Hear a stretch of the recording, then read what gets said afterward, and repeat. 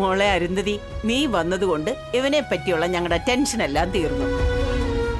ഇനി മുതൽ ഇവന്റെ കാര്യങ്ങളും ഈ വീട്ടിലെ കാര്യങ്ങളും എല്ലാം നീ നോക്കണം. ഈ വീടിന്റെ എല്ലാ ഉത്തരവാദിത്വങ്ങളും നിന്റേതാ മോളെ. അതെ മോളെ, ഈ വീട്ടിൽ നീ കഴിഞ്ഞേ ഉള്ളൂ മറ്റാരും. ഒന്നുകൂടി പറഞ്ഞാൽ നീ കഴിഞ്ഞേ ഉള്ളൂ എന്റെ മകൻ മഹേന്ദ്രൻ പോലും.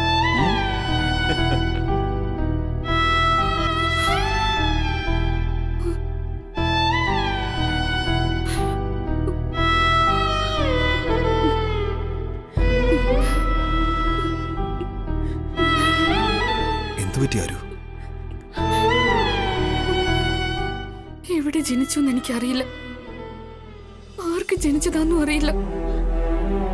ഓർമ്മ വെച്ച നാളെ മുതല് എനിക്കെല്ലാം ആ അനാഥാലയമായിരുന്നു. ഒരമ്മയുടെ സ്നേഹം എന്താണെന്ന് എനിക്കറിയില്ല, ഒരച്ഛന്റെ ധൈര്യം എന്താണെന്നും എനിക്കറിയില്ല. വീടെന്ന് വെച്ചാൽ എന്താണെന്നറിയില്ല. പക്ഷെ ഇതെല്ലാം ഒരുമിച്ച് എനിക്ക് വന്നു ചേരുമ്പോ എന്തൊക്കെയാ ചെയ്യേണ്ടതെന്ന് എനിക്കറിയില്ല.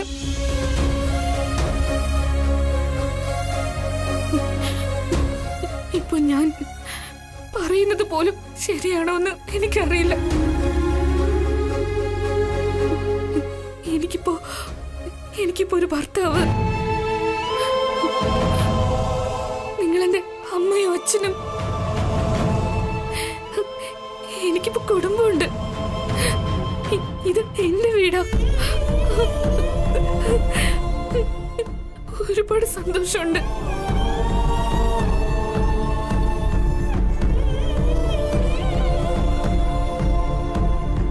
എന്റെ ജീവിതത്തില് എന്തുമാത്രം സന്തോഷവും വെളിച്ചവും കൊണ്ടുവന്നെന്ന് ഏട്ടനറിയില്ല. അത് പറഞ്ഞാലും മനസ്സിലാകില്ല. താങ്ക് യു ഏട്ടാ, താങ്ക് യു സോ മച്ച്.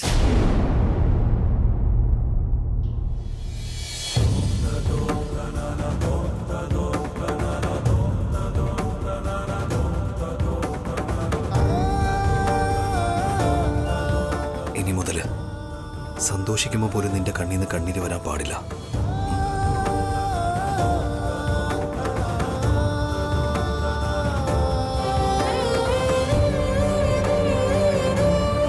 എന്റെ പൊന്നുമോളെ, നീ എന്ത് ചെയ്യുമോ ഏത് ചെയ്യുമോ എന്നൊന്നും എനിക്കറിയില്ല. ഇവന്റെ ഡിസിപ്ലിനിൽ നിന്ന് ഈ വീട് നീ വേണം രക്ഷിക്കാൻ.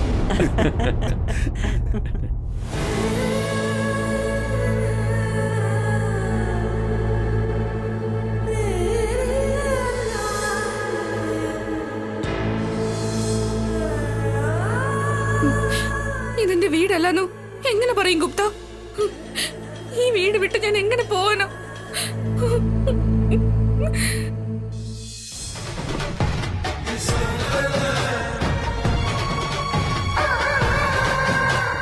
എന്താ മാഡം ഇത്? നിങ്ങളൊന്ന് വിചാരിക്കുന്നു, വേറൊന്ന് നടക്കുന്നു. അത് തന്നെ ആലോചിച്ചോണ്ടിരിക്കുന്നേ, എവിടെയാ തെറ്റ് പറ്റിയതെന്ന്. ഈ കെയർ ടേക്കർ കാരണം നമുക്ക് എന്തെങ്കിലും പ്രോബ്ലം വരുമെന്നാണ് എനിക്ക് തോന്നുന്നത്.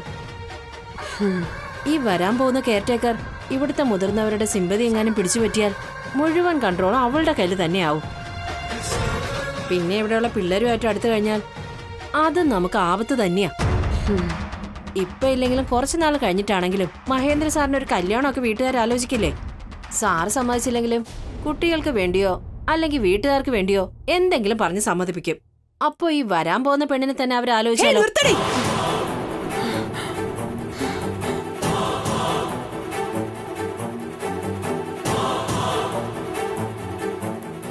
നിർത്തിക്കോ. ഇപ്പൊ പറഞ്ഞതോ പറഞ്ഞു. നിന്റെ മനസ്സിനെ അതെടുത്ത് കളഞ്ഞേക്ക്. കുട്ടിക്കാലം തൊട്ടേ എന്റെ ഫ്രണ്ട് എനിക്ക് വേണ്ടി ഒരുപാട് കാര്യങ്ങൾ ചെയ്തിട്ടുണ്ട്. അങ്ങനെയുള്ള ഫ്രണ്ടായ അരുന്ധതിയെ പോലും കൊല്ലാൻ എനിക്ക് ഒരുപാടൊന്നും ആലോചിക്കേണ്ടി വന്നിട്ടില്ല.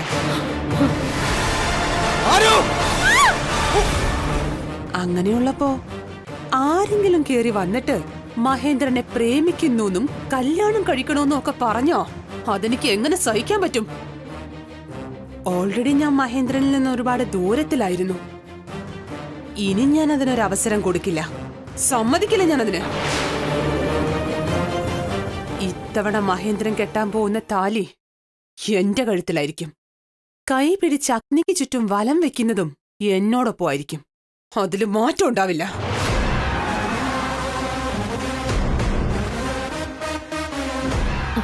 എന്നോട് ക്ഷമിക്കും മേഡം, ഞാൻ അറിയാതെ എന്തോ പറഞ്ഞു പോയതാ. ഇത്തവണ എന്റെ കണക്കൊന്ന് തെറ്റിപ്പോയി. മഹേന്ദ്രന്റെ കുട്ടികളോടുള്ള സ്നേഹം അവരെ ഹോസ്റ്റലിലേക്ക് അയക്കാതിരിക്കാൻ കാരണമാവോന്ന് കരുതിയില്ല. കുറച്ചൊന്ന് ധൃതി കൂടിപ്പോയി. കെയർ ടേക്കറെ കൂട്ടിക്കൊണ്ടുവരാൻ എന്നോടല്ലേ പറഞ്ഞേക്കുന്നേ? അതിനുള്ള ഏർപ്പാടൊക്കെ ഞാൻ തന്നെ ചെയ്തോളാം. ഞാൻ പറയുന്നത് പോലെ ആ കെയർ ടേക്കർ കേൾക്കുള്ളൂ. പിന്നെ മഹേന്ദ്രന്റെ വാഗൊണ്ട് തന്നെ കുട്ടികളെയെല്ലാം ഹോസ്റ്റലിലേക്ക് അയക്കാമെന്ന് ഞാൻ പറയിപ്പിച്ചിരിക്കും. സൂപ്പർ പ്ലാൻ തന്നെ മാഡം. നമ്മൾ പറയുന്ന കാര്യങ്ങളൊക്കെ അതേപടി അനുസരിക്കുന്ന കെയർ ടേക്കറിനെയാണ് നമുക്കിവിടെ അത്യാവശ്യമായിട്ട് വേണ്ടത്.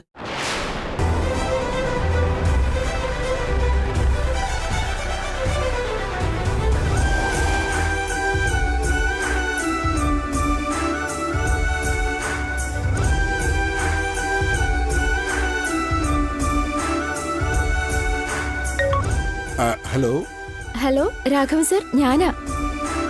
ഇന്നലെ കുട്ടികളുടെ കാര്യത്തിന് വേണ്ടി വിളിച്ചില്ലായിരുന്നോ? എന്റെ ഹോസ്റ്റലിൽ വന്നിട്ട് കുട്ടികളെ കൂട്ടിക്കൊണ്ടുപോയി. നിങ്ങളോ? പറഞ്ഞോളൂ. അത് ഇന്നലെ ഒരു ചെറിയ കാര്യമുണ്ടെന്ന് പറഞ്ഞില്ലായിരുന്നോ? ഇന്ന് രാവിലെ വരാനും പറഞ്ഞു. ദേ ഇവിടെ വന്നിട്ടുണ്ട് ഞാൻ. ഇപ്പൊ നിങ്ങൾ എവിടെയാ ഉള്ളത്? ഇവിടെ പാർക്കിങ്ങിന്റെ അടുത്ത്. ശരി, നിങ്ങൾ അവിടെ തന്നെ നിൽക്കൂ, ഞാൻ അവിടേക്ക് വരാം.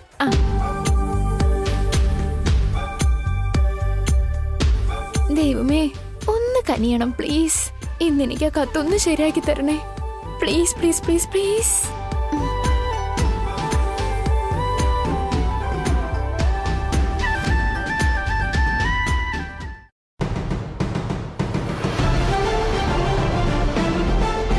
ദൈവമേ, ഓരോ തവണ ഇയാൾ എന്തിനാ എൻട്രി ആവുന്നേ?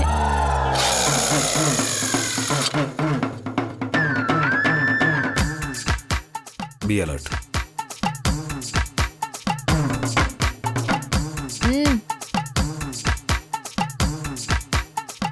എന്താടാ അങ്ങനെ നോക്കുന്നേ?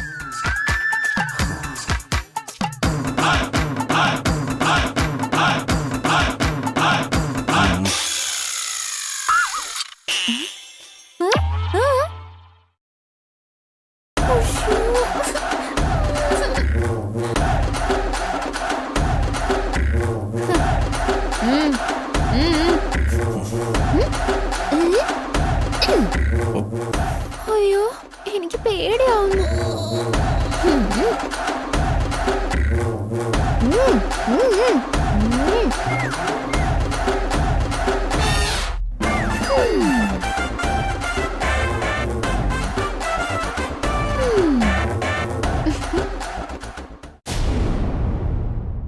നമസ്കാരം സർ. എവിടെയായിരുന്നു രാഘവ? ഇവിടെ തന്നെ ഉണ്ടായിരുന്നു സർ. അത് പിന്നെ രാഘവ, 3 ദിവസം കഴിഞ്ഞ് ആരുവിന്റെ ചടങ്ങ് നടത്തണ്ടേ? എല്ലാം രാഘവൻ തന്നെ വേണം. സാർ ഇതൊക്കെ എന്നോട് പറയേണ്ട ആവശ്യമുണ്ടോ? ഇതെന്റെ കടമയാണ് സർ. എല്ലാം ഞാൻ നോക്കിക്കൊള്ളാം.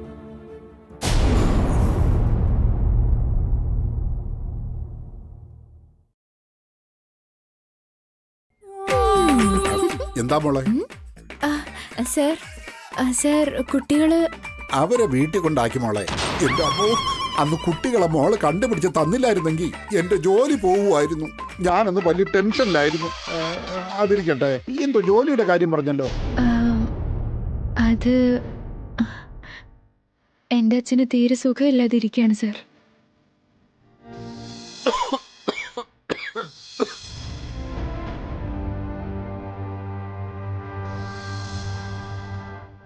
അതാ സർ സംഭവിച്ചത്. അയ്യോ, വലിയ കഷ്ടം തന്നെയാണത്. ഈ അവസ്ഥയിലുള്ള ആൾക്കാർക്ക് മിലിറ്ററിയിലെ കുറഞ്ഞ ചെലവിൽ നല്ല ചികിത്സ കൊടുക്കുന്നുണ്ട്. അതുകൊണ്ടാണ് സർ സാറിന്റെ ഹെൽപ്പ് ചോദിച്ചു വന്നത്. ഹെൽപ്പാ? എന്ത് ഹെൽപ്പാ വേണ്ടത്? നിങ്ങളുടെ സാർ ഇവിടെ ഇല്ലേ? അദ്ദേഹം ലെറ്ററിലൊന്ന് സൈൻ ചെയ്ത് തന്നാ എന്റെ അച്ഛന് മിലിറ്ററി ഹോസ്പിറ്റലിൽ ഫ്രീ ആയിട്ട് ട്രീറ്റ്മെന്റ് കിട്ടും സർ. ഇതിനു മുൻപുണ്ടായിരുന്ന മേജർ എത്ര റിക്വസ്റ്റ് ചെയ്തിട്ടും ഇതിൽ ഒപ്പിട്ടതേ ഇല്ല. സാർ എങ്ങനെയെങ്കിലും ഒന്ന് അദ്ദേഹത്തെ കൺവിൻസ് ചെയ്ത് ഈ ലെറ്ററിൽ ഒന്ന് സൈൻ വാങ്ങിത്തരാൻ പറ്റുമോ?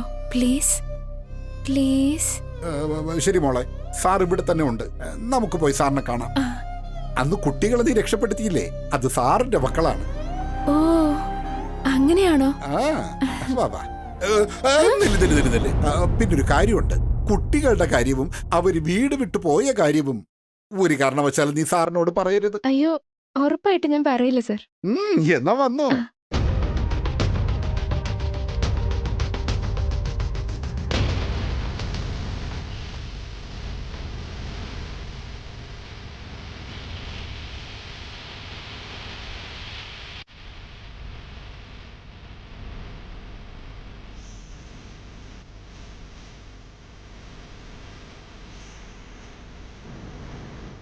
അമൃത, അഞ്ജലി, ആനന്ദ്, ആകാശ്. 3 ദിവസം കഴിഞ്ഞ് ആരുവിന്റെ ചടങ്ങ് നടത്തണ്ടേ? എല്ലാം രാഘവൻ തന്നെ വേണം. രാവിലെ കുട്ടികളോടുള്ള ദേഷ്യം, മാഡത്തിന്റെ മരണാനന്തര ചടങ്ങുകൾക്കുള്ള തിരക്ക്, അതിനിടയിൽ ഒപ്പുവാങ്ങുന്നത് ശരിയാവോ?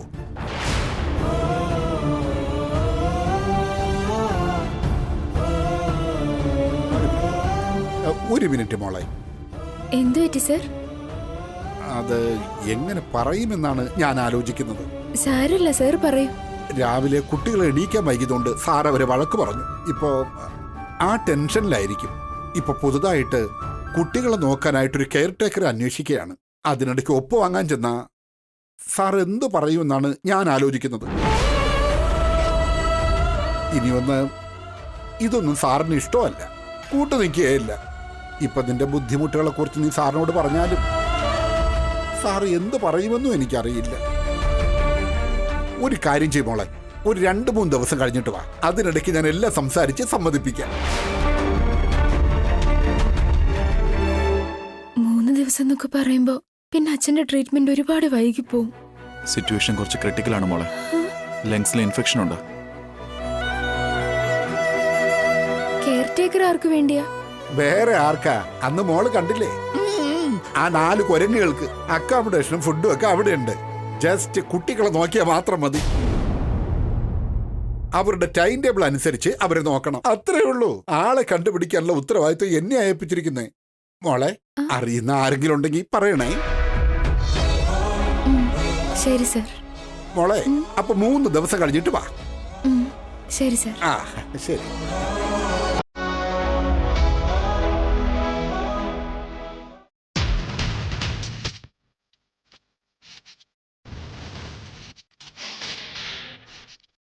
കൊച്ചുപെണ്ണേ, എന്തോ വലിയ പ്ലാൻ പറയാന്ന് പറഞ്ഞിട്ട് എല്ലാരും വിളിച്ചു വരുത്തിയില്ലേ? മണിക്കൂർ ഒന്നായി നീ അങ്ങോട്ടും ഇങ്ങോട്ടും നടക്കാൻ തുടങ്ങിയിട്ട്. നടന്ന് നിന്റെ കാല് വേദനിക്കുന്നുണ്ടോന്ന് എനിക്കറിയില്ല, പക്ഷെ നിന്നെ നോക്കി നോക്കി ഞങ്ങളുടെ കണ്ണ് വേദനിക്കുന്നുണ്ട്. പ്ലാൻ പറയാനുണ്ടെങ്കിൽ പറ, ഇല്ലെങ്കിൽ മര്യാദയ്ക്ക് വന്ന് ഇവിടെ ഇരിക്കേ. ഹലോ സില്ലി സിസ്റ്റർ, ഐഡിയ എന്ന് വെച്ചാ കടയിൽ കിട്ടുന്ന ചോക്ലേറ്റ് പോലെ അല്ല, പോയി വാങ്ങിയിട്ട് വരാനായിട്ട്. എന്തുമാത്രം ആലോചിക്കണം, എന്തുമാത്രം കഷ്ടപ്പെടണം, നമ്മുടെ ബുദ്ധി നമ്മൾ യൂസ് ചെയ്യണം. അല്ല, ഇതൊക്കെ ചേച്ചിക്ക് എങ്ങനെ മനസ്സിലാവാനാ? അതിന് എപ്പോഴെങ്കിലും ബുദ്ധി ഉപയോഗിക്കണ്ടേ?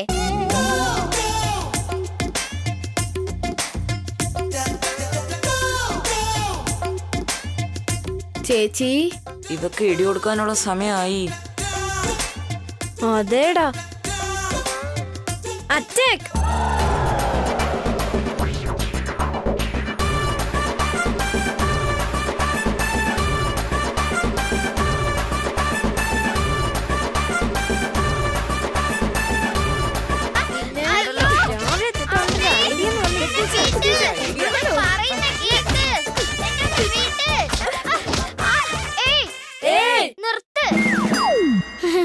സോറി സോറി അമ്മേ.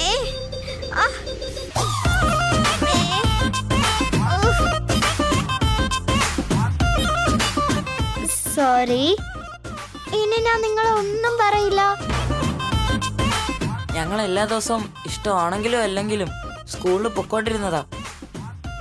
ഓരോ ഐഡിയയും കൊണ്ടുവന്ന് മൂന്നാറിന്റെ പേരും പറഞ്ഞ് പുറത്തേക്ക് കൂട്ടിക്കൊണ്ടുപോയി. Just miss. ഡാഡിയുടെ അടുത്ത് ആരും പറഞ്ഞില്ല.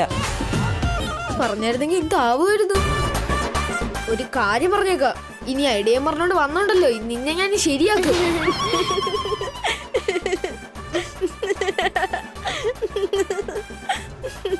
ചേച്ചി വല്ലാതെ എൻജോയ് ചെയ്യുന്നുണ്ടല്ലേ? ഒരുപാട്. ഇതിൽ നിന്ന് നിനക്ക് എന്താ മനസ്സിലായത്? സത്യം പറഞ്ഞാ ഞാനും എന്റെ ബുദ്ധിയുമാ നിങ്ങക്ക് ബലം. ശരി, ടോപ്പിക് ഇപ്പൊ എന്നെ പറ്റിയല്ലല്ലോ, ആ വരാൻ പോകുന്ന കെയർടേക്കറെ പറ്റിയല്ലേ നമുക്ക് ആലോചിക്കേണ്ടത്. ഇനി നമ്മൾ എന്താ ചെയ്യാ? ഒരു ഭാഗത്ത് ഡാഡിയുടെ ദേഷ്യം, പിന്നെ ലീലയുടെ സാഡിസം, പിന്നെ മഹേഷ് ആന്റിയുടെ ടോർച്ചറിങ്, മുത്തശ്ശന്റെ മുത്തശ്ശിയുടെ സ്നേഹം. ഇതൊക്കെ നമ്മൾ കഷ്ടപ്പെട്ട് സഹിച്ചുകൊണ്ടിരിക്കുമ്പോഴാ ഇപ്പൊ പുതുതായിട്ടൊരു കെയർ ടേക്കറും വരുന്നത്. ഇടയ്ക്കിടയ്ക്ക് നമ്മൾ കോൺസെൻട്രേറ്റ് ചെയ്യുമ്പോൾ തന്നെ നമുക്ക് അനങ്ങാൻ പോലും പറ്റുന്നില്ല. അങ്ങനെയുള്ളപ്പോൾ 24/7 നമ്മളെ തന്നെ കോൺസെൻട്രേറ്റ് ചെയ്തുകൊണ്ടിരുന്ന നമ്മൾ പിന്നെ എന്ത് ചെയ്യും? അതെ, ആ കെയർ ടേക്കറൂടെ വന്ന നമ്മുടെ കാര്യം കഴിഞ്ഞു. ഒരു കെയർടേക്കറിനെ വരാൻ സമ്മതിക്കരുത്, വന്നാലും ജോയിൻ ചെയ്യാൻ സമ്മതിക്കരുത്. അഥവാ ജോയിൻ ചെയ്താലും ഒരുപാട് നാൾ ഇവിടെ നിൽക്കാൻ സമ്മതിക്കാതെ അവരിവിടെ നിന്ന് ഓടിപ്പോണം. വന്നവര് വന്നതുപോലെ തന്നെ എങ്ങനെ ഇവിടെ നിന്ന് ഓടിപ്പോയെന്ന് ആർക്കും മനസ്സിലാവാനും പാടില്ല. പക്ഷെ അത് കുറച്ച് ബുദ്ധിമുട്ടാ. എല്ലാരും ഒരുമിച്ച് അത് ചെയ്യാൻ പറ്റും. മഹാസേന, ആ വരാൻ പോകുന്ന കെയർടേക്കറിനെ ഇവിടെ നിന്ന് ഓടിച്ചു വിടാനായിട്ട് എന്റെ കൂടെ ആരൊക്കെ നിൽക്കും?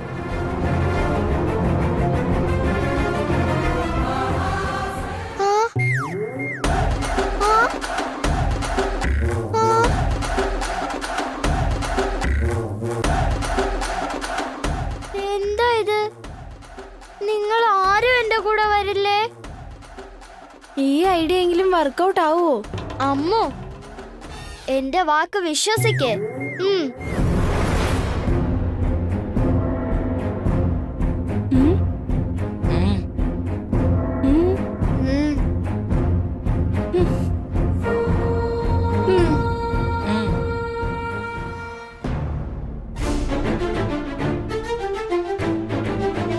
വരുന്ന 3 ദിവസം കഴിഞ്ഞാൽ നിനക്കൊരു ചടങ്ങുണ്ട്.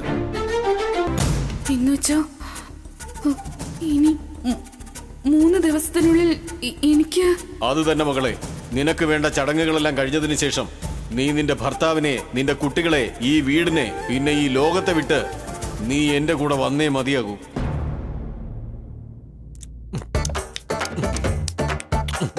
മകളെ, ഓഹോ മകളെ, മകളെ. 3 ദിവസം കഴിഞ്ഞ് പോകേണ്ടി വരുമെന്ന് പറഞ്ഞതുകൊണ്ട് വിഷമിച്ചിരിക്കുകയായിരിക്കും. ഈ മകള് സംസാരിച്ചാലും പ്രശ്നമാ, സംസാരിക്കാതിരുന്നാലും പ്രശ്നമാ. മകളെ, എന്തു പറ്റി മകളെ? നിനക്കിനി ബാക്കിയുള്ളത് വെറും 3 ദിവസമാണെന്ന് പറഞ്ഞതുകൊണ്ടാണോ നീ ഇങ്ങനെ വിഷമിച്ച് കണ്ണു നിറഞ്ഞിരിക്കുന്നത്? പിന്നെ വിഷമിക്കാതെ, നിങ്ങളോടൊപ്പം ഞാൻ അങ്ങോട്ടേക്ക് വരാനേ. ഞാൻ ജനിച്ച വീടോ ഭർത്താവിന്റെ വീടോ ആണോ? അതിന് നിങ്ങൾ എന്നോട് ഗുഡ് ന്യൂസ് ആണോ പറഞ്ഞത്? ഞാൻ സന്തോഷമായിട്ടിരിക്കാം. ഞാനും ആ കുടുംബമായിട്ടുള്ള ബന്ധം മുറിച്ചു മാറ്റിയിട്ട് അവരെയൊക്കെ ഉപേക്ഷിച്ച് ഞാൻ മേലേക്ക് വരണോ? അതുകൊണ്ടാ ഞാൻ പറഞ്ഞത് ഇപ്പൊ സന്തോഷമായിട്ടിരിക്കുമ്പോ നമുക്ക് മുകളിലേക്ക് പോകാമെന്ന്. ഇത്രയും നാൾ ഒരു സ്വഭാവവും പിന്നെ 3 ദിവസം കഴിഞ്ഞ് പോണമെന്ന് പറഞ്ഞപ്പോ മറ്റൊരു സ്വഭാവവും. നീ ജീവനോടെ ഇരുന്നപ്പോൾ നീ അറിയാതെ എന്തൊക്കെ സംഭവിച്ചു, എങ്ങനെയൊക്കെ സംഭവിച്ചു എന്നൊക്കെ നീ അറിയാൻ പോവുക.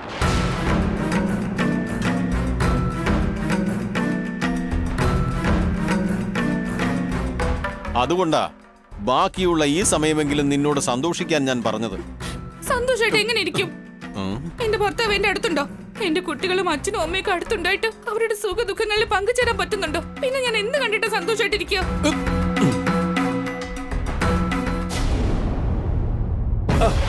അയ്യോ, ഇതൊരു വല്ലാത്ത തൊല്ലയായല്ലോ.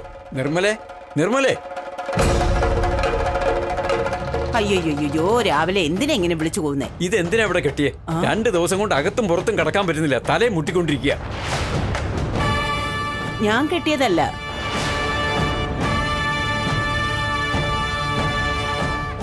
ദുഷ്ടശക്തി വരരുതെന്നും പറഞ്ഞ് ആരും ഇവിടെ കെട്ടിയിട്ടതാ. കുട്ടിച്ചാത്തനും ദുഷ്ടശക്തിയും പ്രേതമൊക്കെ ഈ വീട്ടിനകത്ത് തന്നെ ഉണ്ടല്ലോ. പുതുതായിട്ട് ഇനി എന്ത് വരാനാ? അഴിച്ച് ദൂരെ കള.